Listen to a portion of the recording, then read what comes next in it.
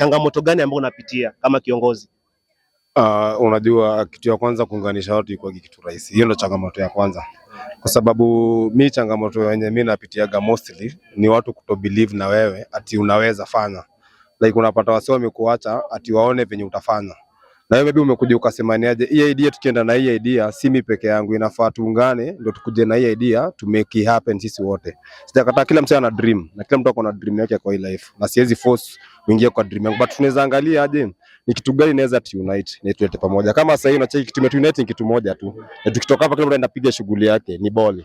And that's what tumekuja hapa because kuna hiyo kitu unite ni ball. So inafaa sisi kama youth wa mtaa tunaangalia ni kitu gani inaweza unite.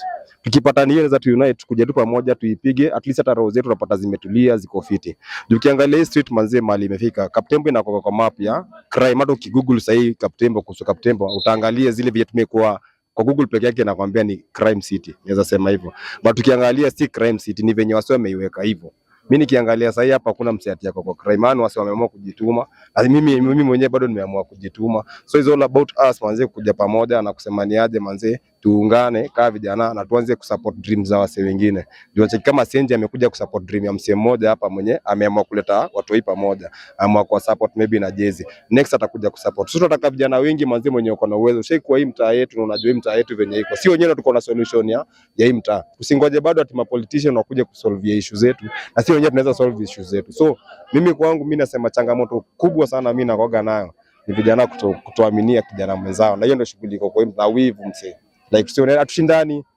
Hakuna mtu tunashindana na mtu, tushindani kwa hii life. Hii life ni aje? Unaweza fanya hii juu hatuwezi kila kitu. So mimi naambia vijana wote wa mtaa manze, tuache tu beef ndogo ndogo na God atusaidie manze, tuungane tuanze kufanya vitu right kwa society. Asante. Tukimalizia, kuna ile slogan ambayo unapenda kusema ambayo mlikama hapo kutoka Ronda Kaptembo ndio mtaa. Na hiyo slogan imejenga watu sana. Ni slogan gani tukimaliza tu kwa pamoja tu? Si nikisema tu bonga na bro mnasema jenga mtaa. Yaani bonga na bro jenga mtaa. Bonga na bro jenga mtaa. Na bonga na sis inua jamii. Siku zote yani tunasema ni aje ni kubonga na bro na kujenga mtaa. Tumeamua kubonga tujenge hood. Na masizi wetu bado tujawasahau, lazima wainue jamii yetu. Juu ukipata udem ndio kwa nyumba yako msee wife ndiye anakusupportigi mazi unafanya another efforts kwa life yako. So lazima tu remember each and every day. Nikipotia Mike Mtaani TV kutoka uwanja wa Kiboen Common Primary School ni Jeff Hanson.